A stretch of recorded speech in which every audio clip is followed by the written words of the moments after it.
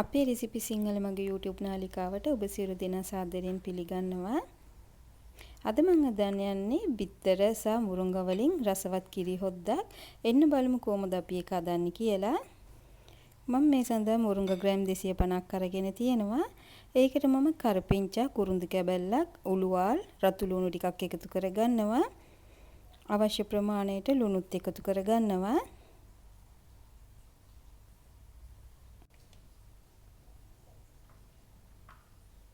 දැන් මම මේකට කාසු අල්පයක් එකතු කරගන්නවා. ඒ එක්කම සාම්බාර් පවුඩර් ඇන්දක් එකතු කරගන්නවා. සාම්බාර් පවුඩර් රෙසිපි එක මම අප්ලෝඩ් කරලා තියෙන ඔබට පුළුවන් ගිහලා බලන්න.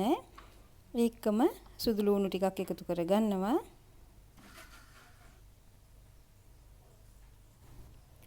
මුලින්ම අපි මේ මුරුංගා එක හොඳට තඹා ගන්න ඕනේ. මම මේක තඹා ගන්න යන්නේ දියකිරෙන්.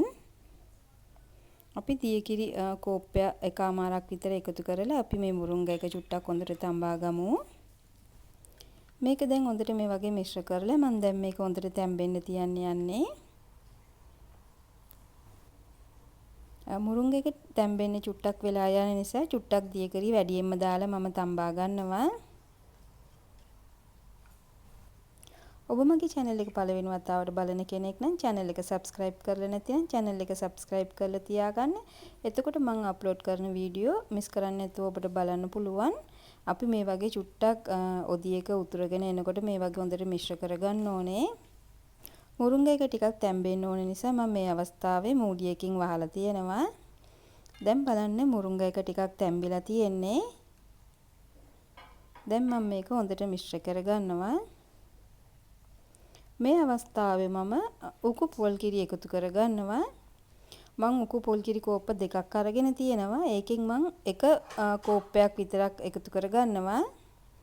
මේකේ කෝප්ප දෙකක් තියෙනවා. මම මේකෙන් භාගයක් එකතු කරගෙන ඉතුරු ටික තියාගන්නවා. පොල් කිරි ටික එකතු කරලා හොඳට මිශ්‍ර කරාට පස්සේ මේක චුට්ටක් තව පාරක් උතුරන්න තියෙනවා.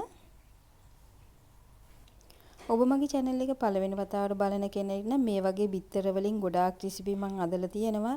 බිත්තර සහ පපඩම් වලින් අවස තේබන වෙලාවට කන්න කෑම අදලා තියෙනවා. ඒ වගේ රාත්‍රී කෑම ගොඩක් කෑම බිත්තර වලින් අදලා තියෙනවා. ඔබට පුළුවන් මගේ channel එකට ගිහලා මේ වීඩියෝත් බලන්න.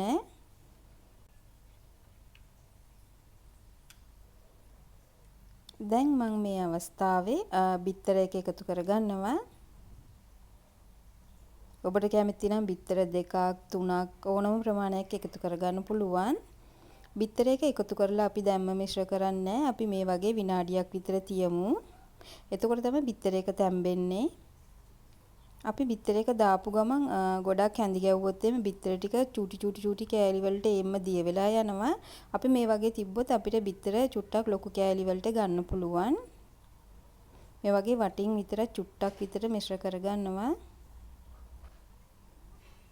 අපි විනාඩියකට පස්සේ මේ වගේ ඇඳ දාලා අපි ඔද්ද මිශ්‍ර කරගමු. දැන් ඔබට පේනවා ඇති බිත්තර එක හොඳට තැම්බිලා තියෙනවා. මම දැන් හොඳට මේ වගේ මිශ්‍ර කරගන්නවා.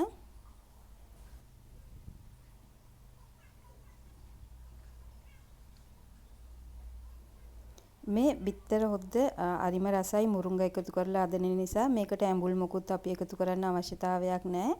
දැන් මම ඉතුරු කරලා තියාගත්ත උකු පොල් කිරි ටිකත් එකතු කරගන්නවා.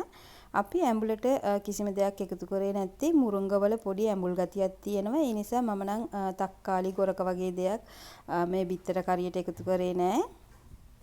මේ අවස්ථාවේ මම ලිපණි වල අබ කුඩි චුට්ටක් එකතු කරගන්නවා. දැන් බලන්න අපේ රසවත් බිත්තර සහ මුරුංගා කිරි හොද්ද ලෑස්ති. ඔබටත් පුළුවන් මේ වගේ අදලා බලන්න. ඔබ මගේ මේ රෙසිපි එකට කැමති නම් මේ වීඩියෝ එක ලයික් කරලා ෂෙයා කරන්න. නැවත මෙවන් රෙසිපි එකේ නම වනතුරු ඔබ සියලු දෙනාට සුබ දවසක්.